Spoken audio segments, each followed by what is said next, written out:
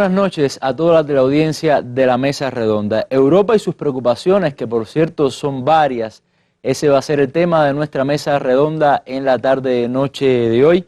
Estaremos hablando de varios temas con respecto a la situación política, económica y social de Europa, entre ellos la situación en España, también la situación que vive Gran Bretaña con su posible salida, vamos a decirle así, de la Unión Europea, y también varios temas que seguramente van a ser de su interés. Para este análisis me acompañan en la noche de hoy Elsa Claro Madruga, periodista y analista de temas internacionales, y también Luis Miguel Cabreras Vázquez, periodista de la redacción internacional del Sistema Informativo de la Televisión Cubana. Con ambos estaremos conversando, analizando el panorama europeo.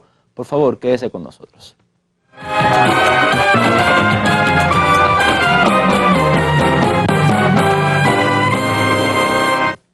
Pero vamos a comenzar, como lo hacemos habitualmente, con nuestra sección La Noticia del Día. Hoy en Estados Unidos, el republicano Donald Trump, pues obtuvo otra importante victoria sobre sus contrincantes del partido en vista a sus aspiraciones de ser el candidato republicano a la presidencia de Estados Unidos. Veamos.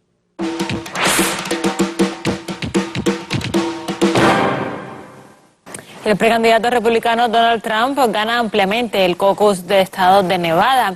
El multimillonario ahora suma 3 victorias consecutivas tras los triunfos de Nuevo Hampshire y Carolina del Sur. Trump celebró su victoria y afirmó que pronto reclamaría la nominación presidencial por su partido. Por su parte, los senadores Marco Rubio y Ted Cruz, que han estado intercambiando ataques durante esta semana, han obtenido el segundo y tercer puesto respectivamente con una ajustada diferencia. En el bando de los demócratas, Hillary Clinton fue quien ganó en el estado de Nevada el pasado sábado. Los discursos de todos los precandidatos han tocado uno de los temas predominantes en la agenda estadounidense de esta semana, el cierre de Guantánamo. El plan de Obama para cerrar el penal recibió el apoyo demócrata y el rechazo republicano. Donald Trump declaró que mantendrá abierto el centro penitenciario en territorio cubano y lo llenará, según dijo textualmente, con todos los sujetos malos que haya por ahí. Bueno, pues Donald Trump suma otra victoria y se va perfilando como un aspirante serio a la candidatura republicana para la Casa Blanca. Una noticia que trascendió mucho relacionada con este personaje ha sido estas declaraciones de la cual hablaba la periodista de RT en español, de la decisión de Donald Trump, la promesa de que si llega a ser presidente de Estados Unidos mantendrá la polémica cárcel en la base naval de Guantánamo. Recordemos que este 23 de febrero, el presidente Barack Obama presentó al Congreso un plan para el cierre definitivo de esta cárcel, un plan que, como los anteriores, seguramente encontrará el rechazo de la bancada republicana en el Congreso. Esa es nuestra noticia del día. Vamos ya a los temas que nos ocupan en la tarde-noche de hoy.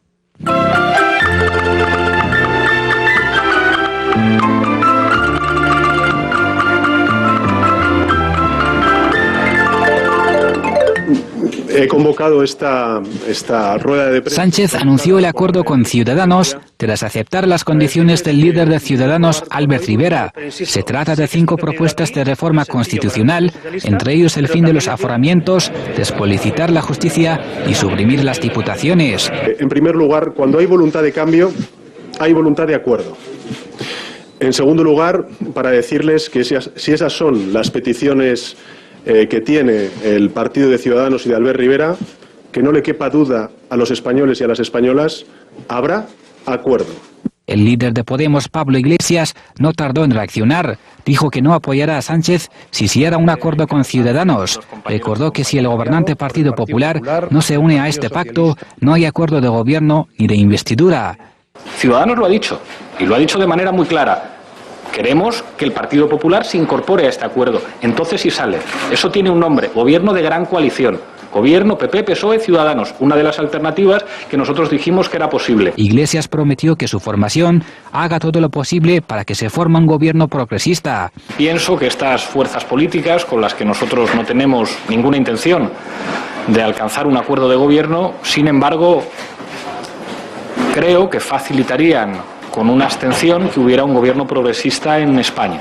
El PSOE y Ciudadanos suman un total de 130 diputados, muy lejos de los 176 que marca la mayoría absoluta, por lo que Sánchez no podría resultar elegido en la primera vuelta. Todo indica que las dos formaciones necesitan sumar los apoyos suficientes. Bueno, vamos a comenzar por España. Los españoles no saben aún quién podría ser su próximo presidente del gobierno en las próximas semanas, una incertidumbre tremenda, y por eso vamos a comenzar precisamente por la situación en ese país. Se hablaba de que el Partido Socialista Obrero Español, el PSOE, llegó a un acuerdo con Ciudadanos. ¿Cuáles son las bases de ese acuerdo, Luis Miguel, que bueno, se ha presentado hoy como una de las principales noticias en España y como el posible punto de partida para la conformación de un gobierno? Sí, sobre eso a mí me gustaría acotar algo que es una impresión mía, ¿no? Y es que ante esta crisis y esta falta de movilidad y de acuerdos, cualquier situación que surja, cualquier acuerdo o cualquier pacto, pues deviene titular, ¿no? Aunque realmente el contenido, aunque no vaya a trascender, digámoslo así, ¿no? Este acuerdo que pactaron el PSOE y Ciudadanos es amplísimo, tiene una serie de reformas constitucionales y que en total son 200 reformas que han acordado ambas partes, ¿no? Básicamente están hablando de garantizar derechos sociales, de limitar subidas de impuestos, también se habla de algunas reformas laborales y también legales, o sea, limitar, por ejemplo, el periodo de gobierno a 2 periodos de 4 años, o sea, 8 años en total, y implementar una serie de leyes que permitan procesar judicialmente a los mandatarios o los gobernantes a cualquier escala de manera expedita y sin ningún tipo de protección. También habla de derechos, digamos, constitucionales de las personas que se puedan, específicamente, por ejemplo, de la corona, que una mujer pueda suceder también al trono, que haya más derechos para ella. Una serie de reformas, varias, ya te digo, son 200 reformas las que contiene este pacto. ¿Y se sabe cuáles han sido las más polémicas, por ejemplo, las que más desacuerdo o las que más trabajo tomó llegar en consideración, en consenso? Bueno, por ejemplo, Ciudadanos y Podemos tenían diferencias en cuanto a lo relacionado con las leyes y los beneficios laborales. Ciudadanos planteaba, ¿no?, como algo sólido, o vamos a decir que beneficiaba los contratos establecidos. Sin embargo, el Partido Socialista Obrero Español propuso, de hecho quedó así en el pacto, una especie de facilidad para que las personas que tienen bajos ingresos reciban una especie de beneficios, y no solamente para recibir esos beneficios se tenga en cuenta si la persona está empleada, digamos, legalmente o no. Ahora, Luis Miguel, tú decías algo que me parece que es importante acotar, porque no se debe confundir el alcance de este acuerdo. O sea, no significa de que ya hay gobierno o de que tienen los escaños suficientes, ¿no? Eso es bueno aclararlo, ¿no? No, de hecho, estamos hablando de 90 escaños que tiene el PSOE y 40 escaños que tiene Ciudadanos. O sea, ellos necesitan de todas maneras el apoyo de otra formación política y, bueno, ya más adelante estaremos hablando de los principales conflictos que ha generado este acuerdo, que ha, digamos, repelido otras fuerzas políticas. ¿Cuáles son esos conflictos, Elsa?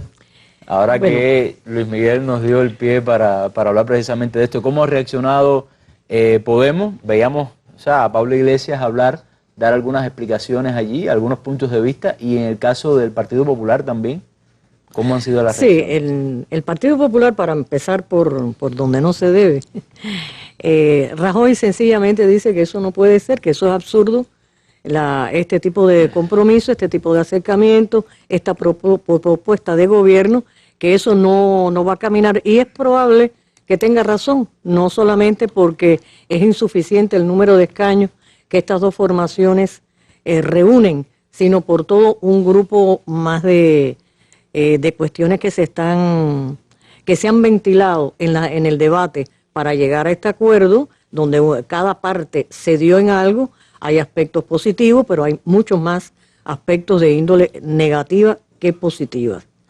Y ahí es precisamente donde se apoya Podemos, y con Podemos también otros partidos como Izquierda Unida, como los partidos nacionalistas se apoyan en que se dejan fuera demasiadas cosas de relevancia para el país, para la gente. ¿Cómo qué temas, por ejemplo? En el propio tema, por ejemplo, que fue muy debatido con respecto a los contratos laborales.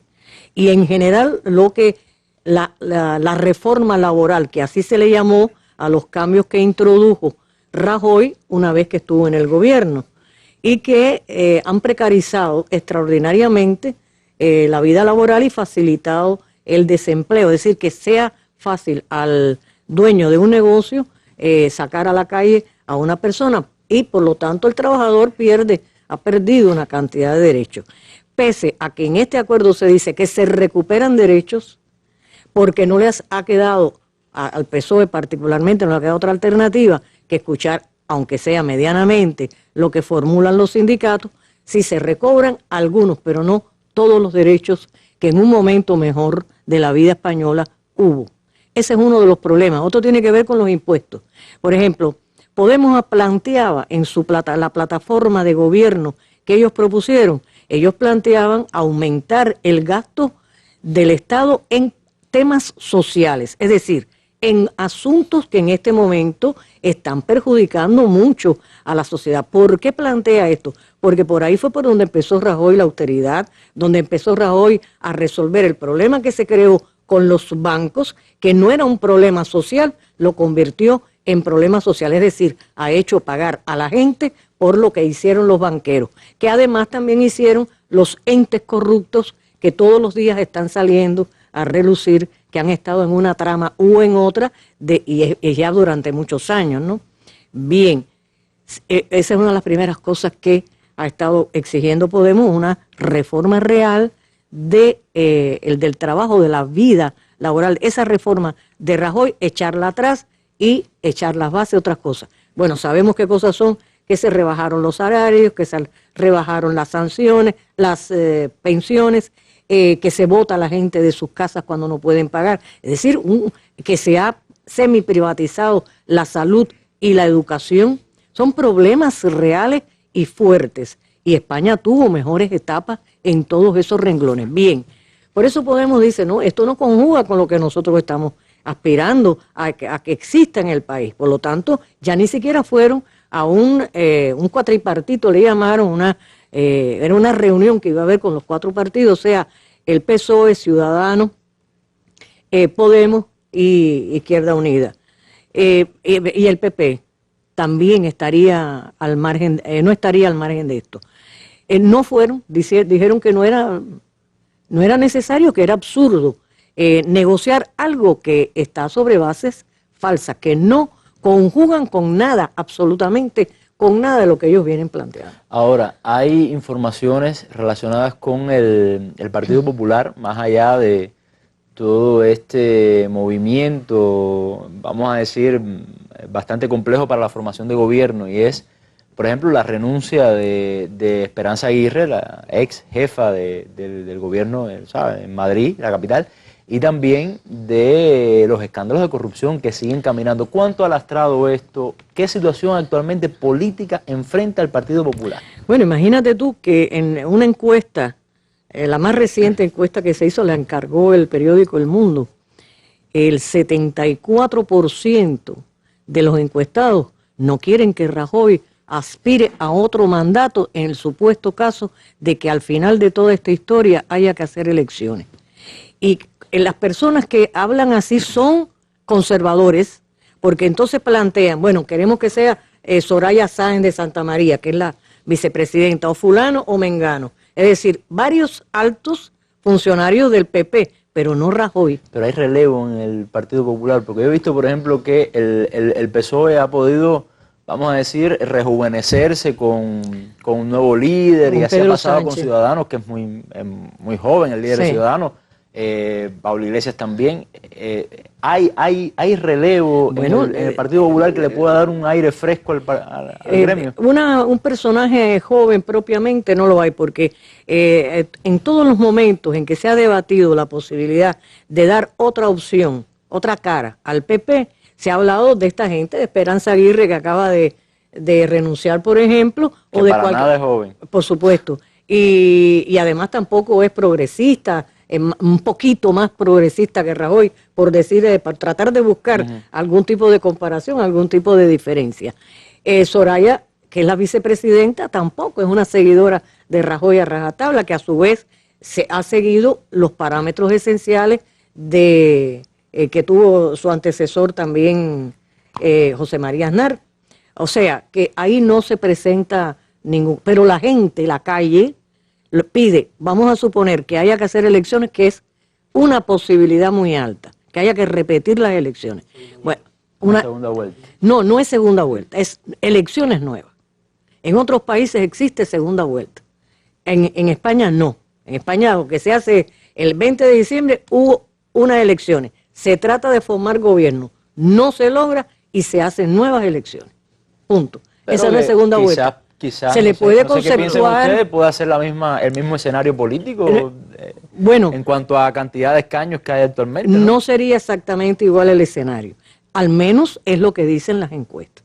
Las encuestas plantean, por ejemplo, que Podemos y el propio Ciudadanos tendrían un mayor número de votos en una segunda Podemos elección. Y Ciudadanos. Podemos y Ciudadanos tendrían mayor cantidad de votantes y por lo tanto mayor cantidad de escaños. Disminuiría sensiblemente el número del Partido Popular, que obtendría el Partido Popular. Y bueno, de ahí en adelante el resto de las formaciones políticas que son más pequeñas, que son más locales, etcétera, pues también ese cuadro puede variar. Pero que estos partidos pequeños, en un momento como el que se está viviendo o como el que pudiera sobrevenir, tienen una importancia grande. ¿Por qué? Porque son los que pueden completar el cuadro para hacer gobernable una fórmula. Por ejemplo, ahora mismo estamos viendo Ciudadanos y el PSOE solo no pueden gobernar, porque estarían en minoría, eso sería el guirigay permanente. Pero además hay otra cosa. Vamos a suponer que se llegue al momento de investidura, que Pedro Sánchez diga, bueno, yo con Ciudadanos y X partido más, vamos a completar y tener. Hay varias posibilidades, por ejemplo, lo mismo el PP, que Podemos están facultados para abstenerse o votar en contra. Cualquiera de las dos posibilidades, la abstención o el voto en contra, impide que se cree un nuevo ejecutivo. Y por lo tanto el rey tiene que volver a llamar otra vez a otra consulta. Pero cualquier escenario, no sé qué piensa Luis Miguel, cualquier escenario siempre va a la tendencia que hemos hablado aquí de la ruptura o el fin definitivo del bipartidismo en España, ¿no? No, ya eso ocurrió ya. Desde el 20 de diciembre llegó a su fin. Y con respecto a lo que decía Elsa sobre las encuestas, ¿no? Que digamos, pronosticaban la cantidad de votantes que puede tener cada partido, tiene cierta lógica que los partidos que alcanzaron menos votos, en este caso Ciudadanos y Podemos, tengan en una, digamos, nueva convocatoria a las elecciones mayor cantidad de votos, porque se ha demostrado, incluso lo veíamos a los pocos días de las elecciones o a los pocos días del llamamiento del rey para que Mariano Rajoy formara gobierno y él lo rechazó, él quedó muy mal, o sea, ha quedado muy mal parado dentro incluso de sus propios seguidores. Yo creo que además hay otra cosa importante, y es que este proceso, si de algo ha servido, ha sido para demostrar a la gente qué es lo que pretende cada formación política. Es decir, una cosa es cuando tú estás haciendo propaganda, y otra cosa es cuando te enfrentas a estas realidades. Y es el contrapunteo que ha habido cuando Podemos le dice al PSOE, Podemos se lo dijo desde el principio al PSOE, ustedes lo que quieren en definitiva es llevar al PP o mantener al PP en el poder. Y ahora le están diciendo, nosotros no firmamos con ustedes y no nos acercamos porque no solamente se trata de quitar a Rajoy, se trata de quitar lo que introdujo Rajoy.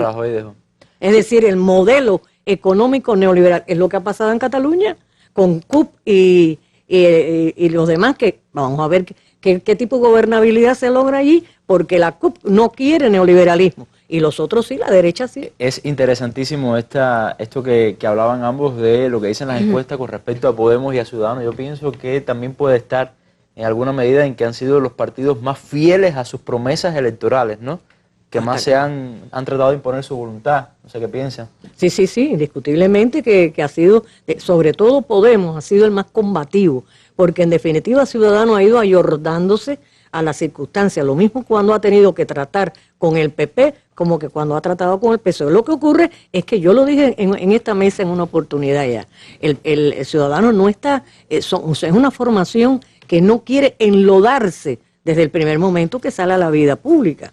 No quiere que todas esas, lo que tú hablabas ahorita, ¿no? Esas tramas de corrupción, que todos los días aparece algo nuevo, desde la trama Gürtel, que lleva años desempeñándose, hasta la última, que provocó la renuncia de Esperanza Aguirre, que una gente recalcitrante por demás. Bueno, pues todos los días está sucediendo. Ellos no quieren meterse en eso, quieren que lo vean diferente, aunque son también una agrupación de derechas. Y su programa es de derecha. Bueno, muchas gracias, Elsa, por este análisis, y también a Luis Miguel. Este jueves, en la Mesa Redonda, Cuba frente a las enfermedades transmitidas por los mosquitos. Autoridades del Ministerio de Salud Pública comparecerán este jueves en la Mesa Redonda para dar la más amplia información sobre la situación internacional y en Cuba en relación con las enfermedades transmitidas por los mosquitos como el dengue, chikungunya, zika y fiebre amarilla, y las acciones adoptadas en el país para la prevención y el enfrentamiento a estas enfermedades transmisibles. Cuba Visión Internacional y Radio Habana Cuba transmitirán este programa a las 7 pasado meridiano, y el canal educativo lo retransmitirá al final de su emisión del día. Mesa Redonda. Seguimos en combate. Albergo la más firme convicción de que el actual orden económico impuesto por los países ricos no solo es cruel, injusto, inhumano, opuesto al curso inevitable de la historia, sino también portador de una concepción racista del mundo, como las que en su tiempo inspiraron en Europa al nazismo de los holocaustos y de los campos de concentración que hoy llaman en el tercer mundo centro de refugiados, y que son realmente concentrados por la pobreza, el hambre y la violencia. Las mismas concepciones racistas que en África inspiraron al monstruoso sistema del apartheid. Entrevista con Federico Mayor Zaragoza, exdirector general de la UNESCO, 22 de junio del 2000.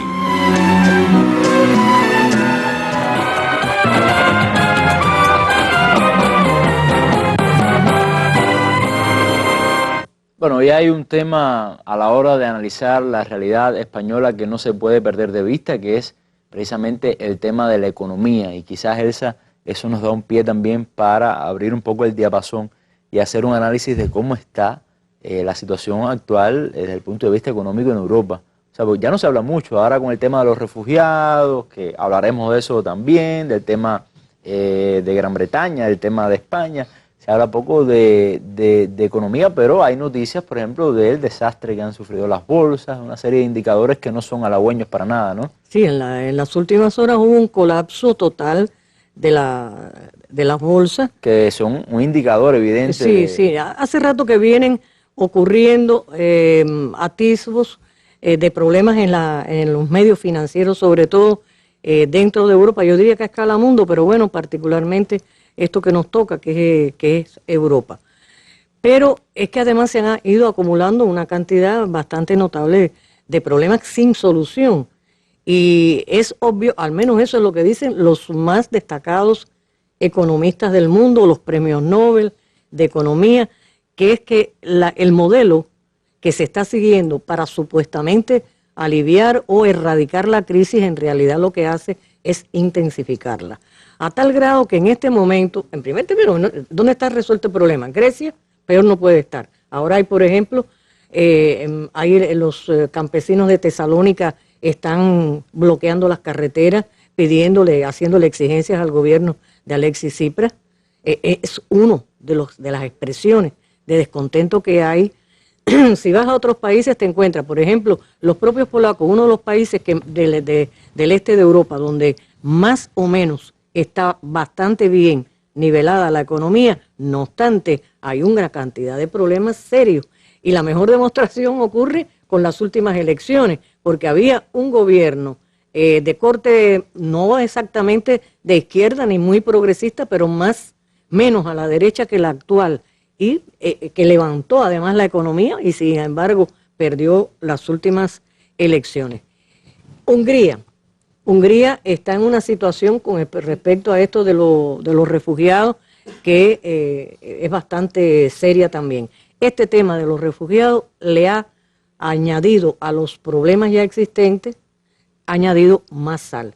El resto del sur de Europa, Grecia, Portugal, la propia España, que ya hemos comentado cómo Rajoy decía que todo mejoró, pero eso es completamente falso. Porque eso lo vio Rajoy nada más. Nada más que lo vio Rajoy, porque el resto de los economistas, tanto locales como de más talla, dicen que no hay arreglo todavía.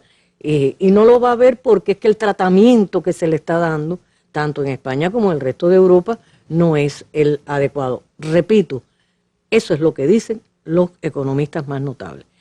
En el caso concreto de Gran Bretaña, también Cameron plantea que ha habido una mejora en la economía. Sin embargo, hay más de 1 millón de británicos que todos los días van a comer en comedores populares, comedores de asistencia social, comedores hechos por organismos humanitarios. Yo me pregunto si eso es estar muy bien, ¿no?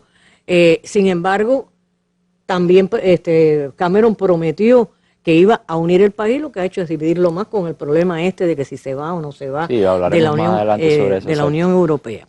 En fin, el panorama en sentido general dentro de Europa está siendo cada vez más abordado por los teóricos y por los no tan teóricos también, el temor a que se derrumbe Europa, la concepción de pacto integracionista, de integrar no solamente desde el punto de vista económico, sino también desde el punto de vista político a ese conjunto de países, se está derrumbando. De hecho, cuando uno lee la prensa, o sea, los artículos de opinión en la prensa, ese es el espíritu, o sea, esa es como la sensación, sí. Se derrumba Europa o el proyecto europeo. Bueno, ¿no? lo decía Yanis Varoufakis también, ahora este fin de semana, en Madrid hubo una reunión para el famoso Plan B para Europa. Es decir, es una propuesta de organizaciones progresistas que se fueron presentadas originalmente en Alemania hace unas semanas atrás.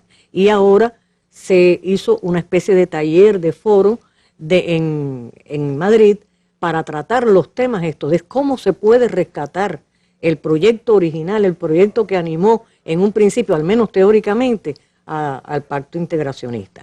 Entonces Varoufakis planteaba que en primer término la concepción del euro, no el euro en sí como moneda alternativa, sino la concepción del euro, igual que otras estructuras de la economía que impone la Comisión Europea, están haciendo fracasar a esa institución. Y tanto es así que él sitúa que hay un grupo de burócratas, eso lo decía en una entrevista que recién acaba de publicarse, hay un grupo de personajes dentro de la Comisión Europea que nadie sabe sus nombres, ellos no les rinden cuentas de sus acciones, de sus determinaciones a nadie, pero tienen más peso, más facultades que los jefes de Estado de los países sobre los cuales están actuando.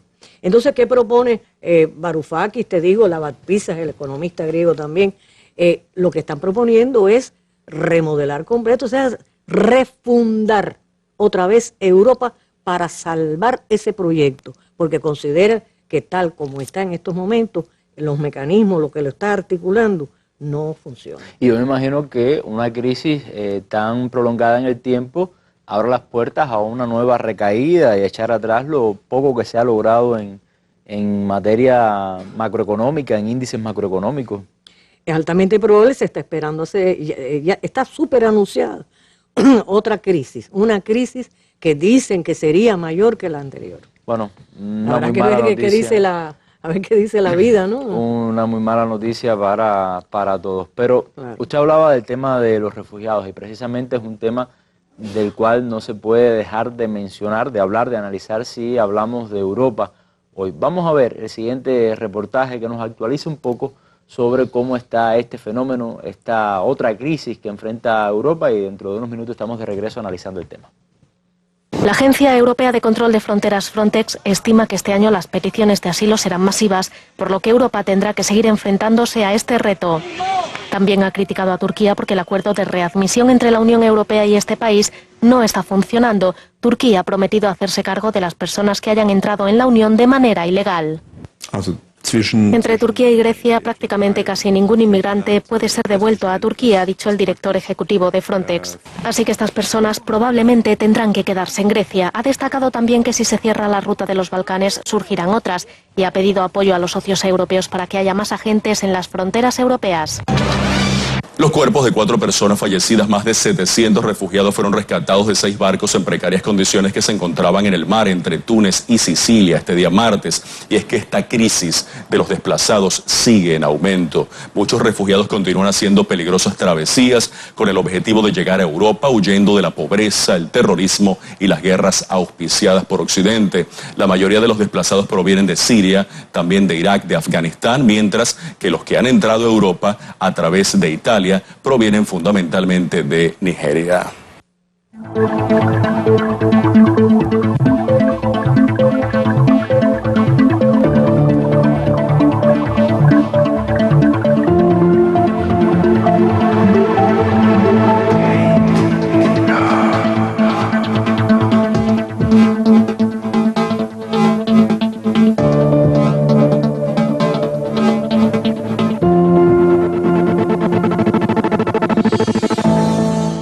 Y si hay un tema, Luis Miguel, que realmente divide a Europa, uno de los tantos, pero uno de los fundamentales es el tema de los refugiados. Yo creo que es solamente comparable con lo que sucede en España entre Podemos, el PSOE Ciudadanos y el Partido Popular. Es el tema de los refugiados precisamente. ¿Cómo se está viendo este fenómeno en las últimas semanas?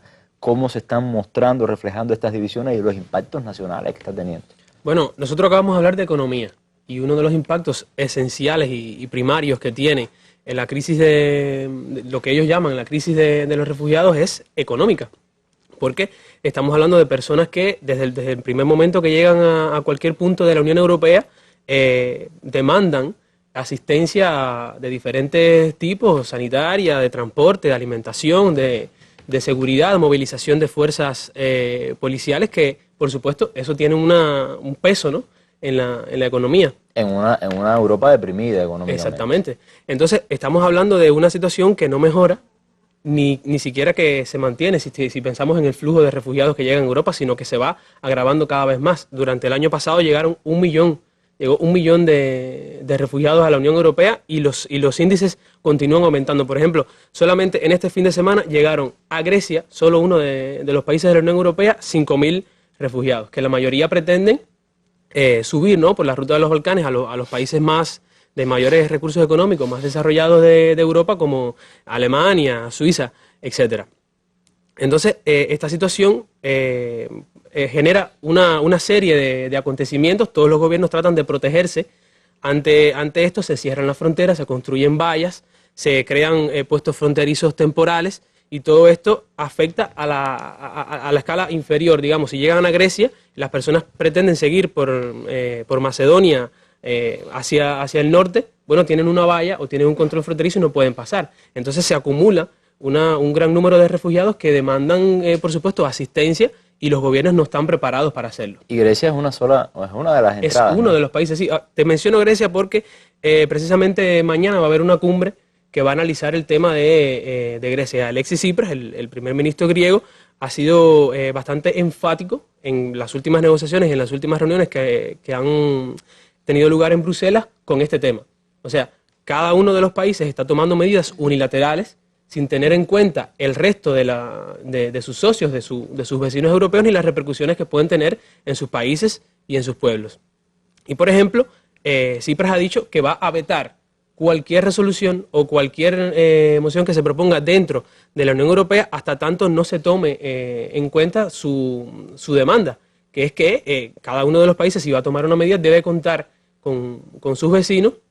Y bueno, específicamente en este contexto, Grecia es uno de los países que está siendo más afectado. Incluso, vamos a decir que para intentar no cargar con el peso de este tipo de decisiones, de instalar vallas, de construir muros, de instalar puntos fronterizos, los gobiernos se escudan incluso en consultas populares. Por ejemplo, Hungría exactamente, Hungría va a hacer un referendo en el que le va a preguntar a sus ciudadanos, ¿usted está de acuerdo en que la Comisión Europea imponga una cuota de refugiados o de solicitantes de asilo sin tener en cuenta su voto?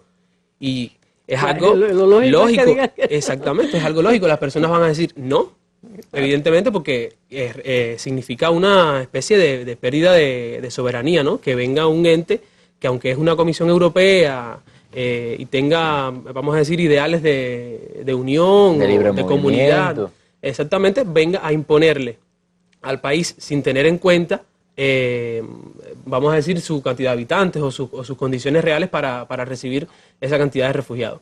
Entonces hay una serie de países que se han sumado a iniciativas similares o que han tomado medidas unilaterales, Dinamarca, Suecia, Austria, Alemania, Francia. Que son muchas veces estos los destinos finales, ¿no? Exactamente. Y que es algo curioso, son los países que cuentan con mayor cantidad de recursos. Sí, pero algunos de ellos le están pidiendo confiscarle los bienes a esos que llegan. Esa es una noticia que... joyas, dinero, exactamente, etcétera. eso es algo que estaban proponiendo los noruegos. Empezaron los noruegos, pero ya se le han sumado varios otros países. O sea, despojar a los refugiados de sus bienes para que comiencen a pagar de alguna manera los recursos que se están invirtiendo en ellos. Tenemos la situación de Francia también, en el norte tienen una concentración de refugiados importante, de miles de refugiados que pretenden en su mayoría emigrar hacia Gran Bretaña, y que el gobierno francés se propuso desmantelar. Eso le llaman la jungla de Calais, porque ahí no rigen leyes, no hay control de ningún tipo, las personas se trasladan. Fue ahí donde hubo unos atentados, unos hechos violentos. En Alemania. No, después de los atentados en Francia. Ah, bueno, sí, también. Fue allí, ¿no? Sí, ahí también.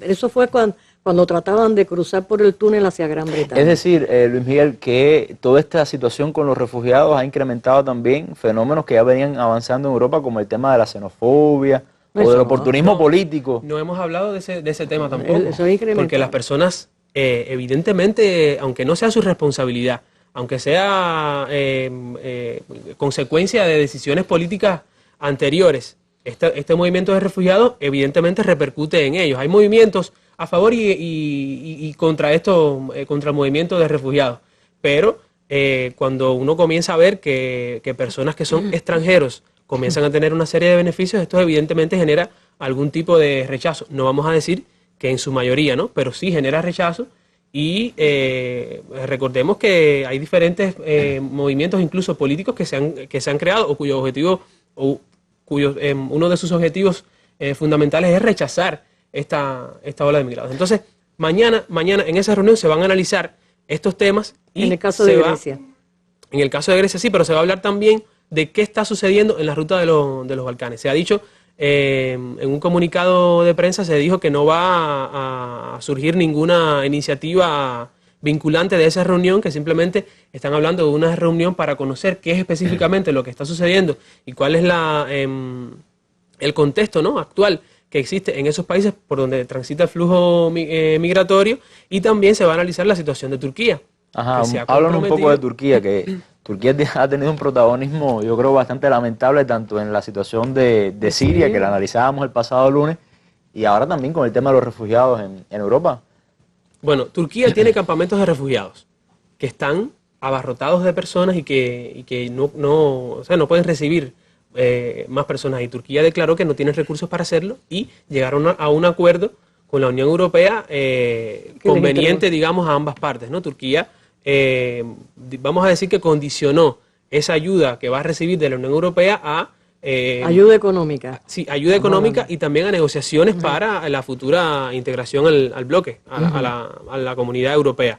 Entonces, uno de los temas que se va a abordar en la reunión de mañana es precisamente las denuncias recientes, las renuncias recientes de que en Turquía se están maltratando a los refugiados sirios, y de que Turquía no está creando las condiciones para que los refugiados se instalen ahí, sino que está permitiendo que el flujo continúe hacia la Unión Europea. Entonces es algo contradictorio, porque estamos hablando de 3.000 millones de euros que va a las arcas. Fueron asignados para Turquía. Exactamente, que van a las arcas públicas de Turquía. 3.000 millones de euros es dinero. Es bastante dinero. Es bastante y entonces dinero. Turquía no está cumpliendo, ellos consideran que no está cumpliendo con su rol. Parece que ellos tienen otras prioridades ahora en este momento. Sí, obviamente, en la frontera con Siria parece que también es una gran prioridad. Pero hay otro tema, Luis Miguel, que quiero que me hables de él y que también ha traído bastante problemática en la Unión Europea, dentro de la Unión Europea, y es el caso de Gran Bretaña y esta amenaza constante de Londres de celebrar el referéndum y la posible salida de Gran Bretaña de la Unión Europea. Vamos a ver el siguiente reportaje y después seguimos conversando contigo sobre este tema. Un país más fuerte, seguro y próspero o un salto al vacío. Con esta afirmación ha defendido David Cameron ante el Parlamento la permanencia del Reino Unido en la Unión Europea. Lo hacía tras exponer el acuerdo alcanzado la semana pasada en Bruselas. Nuestro estatus especial hace que el Reino Unido pueda tener lo mejor de ambos mundos. Estaremos en la parte de Europa que nos beneficia, influyendo en las decisiones que nos afectan desde el timón de mando del mercado único más grande del mundo y con la capacidad de tomar medidas para asegurarnos de que nuestra gente está a salvo. Por otro lado, estaremos fuera de la Unión Europea que no trabaja para nosotros, fuera del euro y fuera de los rescates de la eurozona, señalaba el primer ministro británico. Cameron también ha asegurado que el referéndum del 23 de junio será definitivo, descartando, si sale el no, la posibilidad de renegociar con Bruselas y acudir a una nueva consulta, algo que había sido sugerido por euroescépticos de su propia formación. Un partido conservador profundamente dividido, y más después de que este domingo Boris Johnson, actual alcalde de Londres y posible sucesor de Cameron, anunciara su intención de sumarse a la campaña por el no. Según los analistas, su decisión podría terminar de decantar la balanza hacia la salida de la Unión Europea.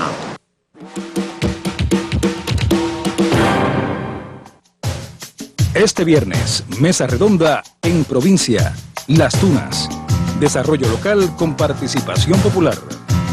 Autoridades de gobierno y el poder popular en Las Tunas comparecerán el viernes en la mesa redonda en provincia, que se acercará a las experiencias tuneras en la solución de problemas locales con la participación popular y las insuficiencias aún por enfrentar.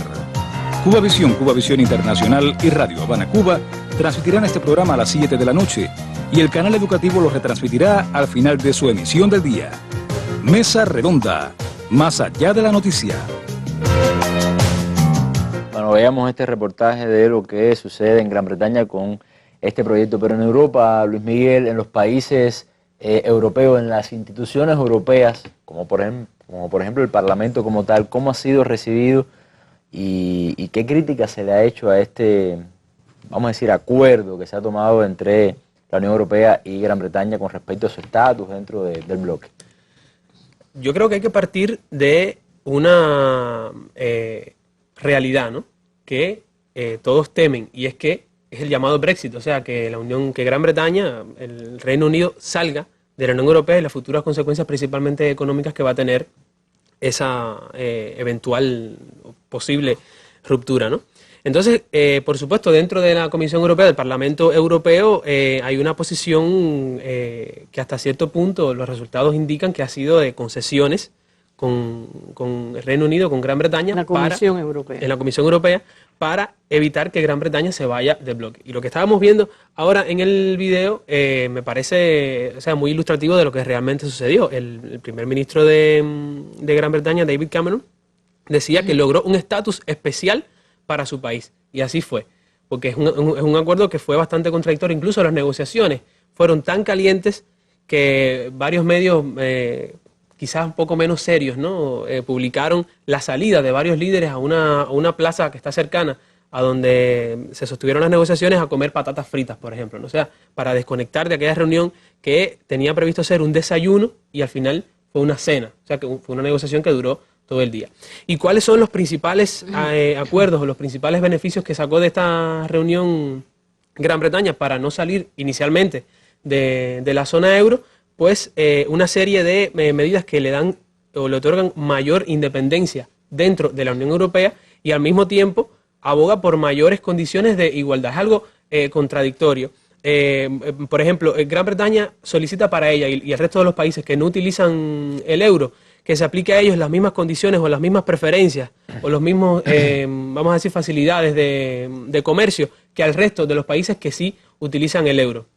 Sin embargo, otra serie de imposiciones o de medidas que todos tienen que cumplir, ellos lograron incluso que no sean vinculantes para esos países que integran o que utilizan el euro como su moneda.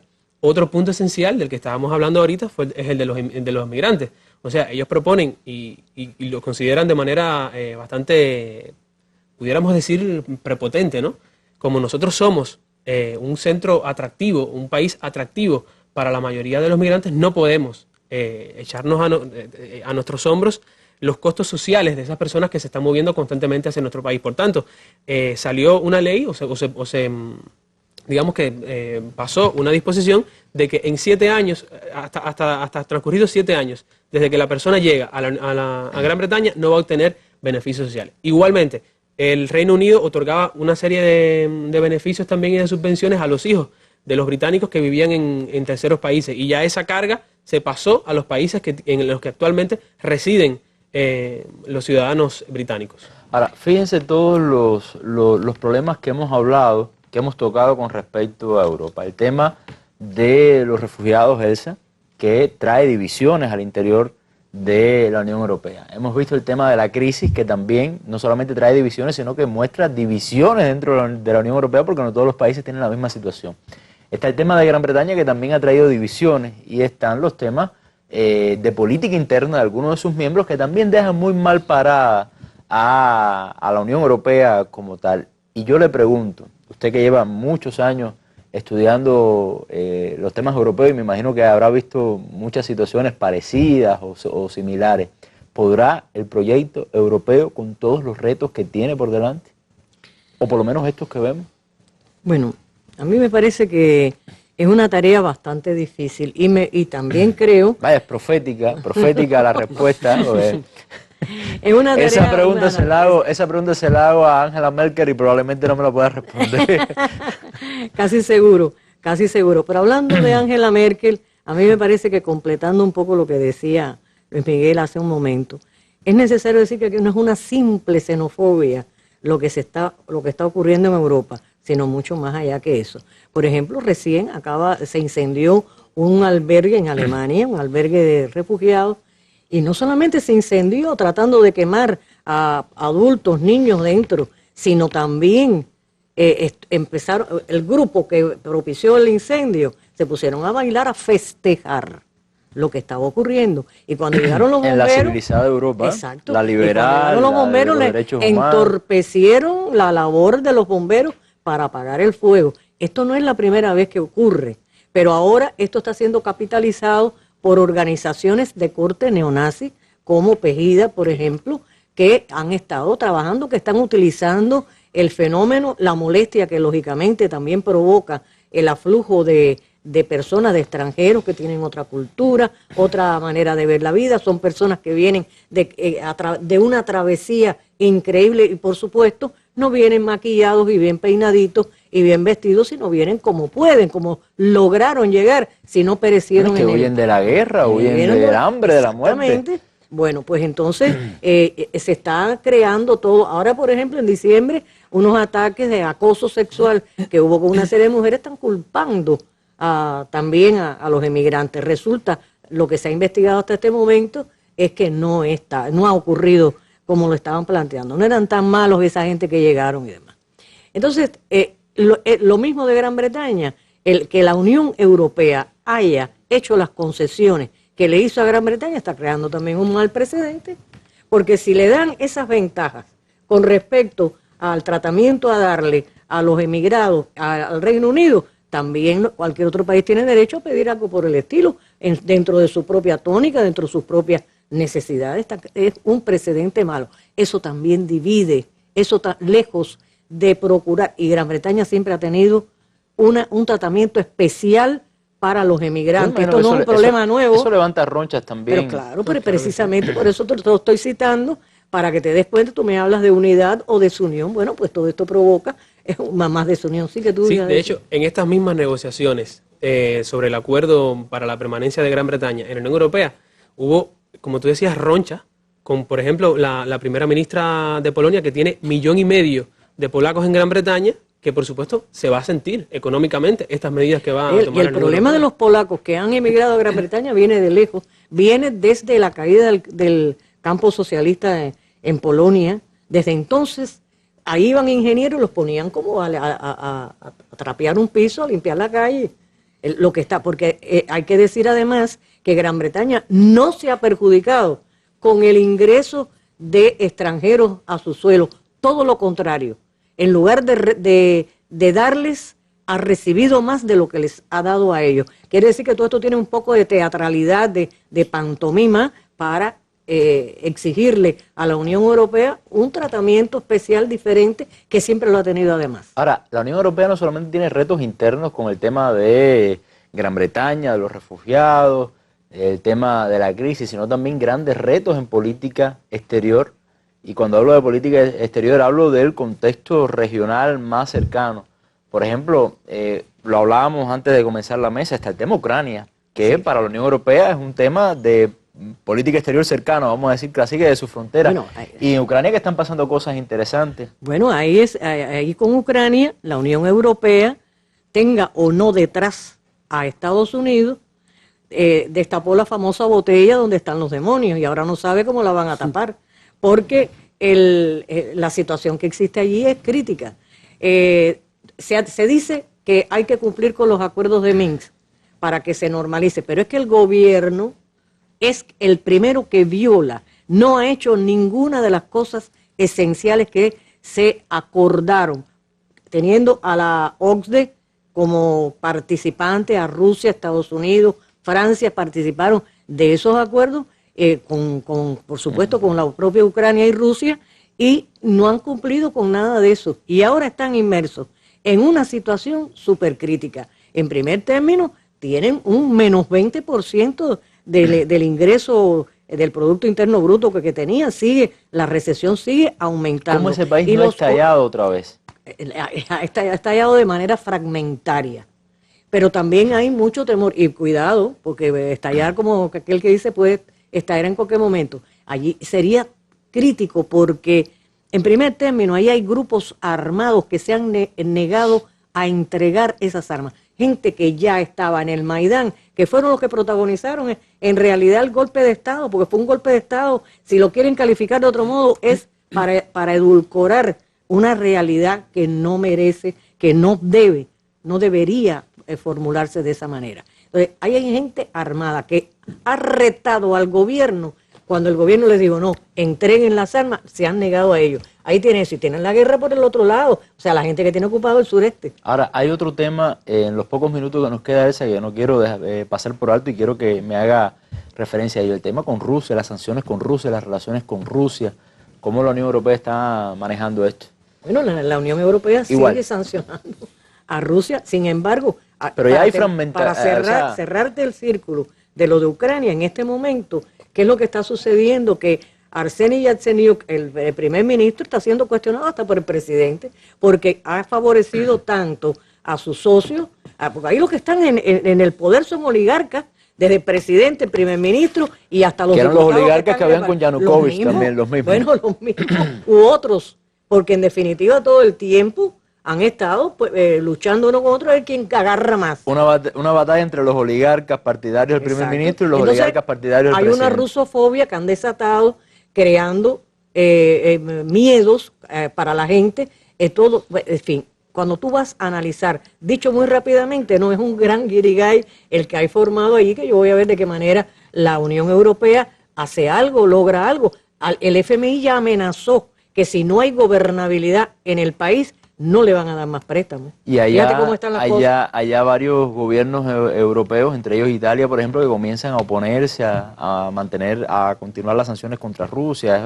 Sí, no, hay varios países que quisieran normalizarla porque se están perjudicando ellos mismos también al no sostener relaciones comerciales naturales, normales, las que siempre hubo con Rusia. Bueno, muchas gracias a Elsa y a Luis Miguel por habernos acompañado en esta noche. en la mesa redonda, haciendo un análisis sobre la realidad europea, realidad compleja, diversa y de difícil solución. Yo creo que, como decía nuestra mesa redonda al principio, Europa y sus preocupaciones, yo podríamos decir Europa y sus dolores de cabeza constantes. Muchas gracias a los dos por habernos acompañado. Los esperamos en otra próxima mesa redonda y nos vamos con nuestras imágenes del día. Como todos conocen, ayer falleció el compañero Ramón Castro Ruz a la edad de 91 años. Esas son nuestras imágenes del día, un homenaje de nuestro programa a este revolucionario que dedicó buena parte de su vida para el desarrollo de la agricultura y de la ganadería en nuestro país. Muy buenas noches, nos vemos en una próxima mesa redonda.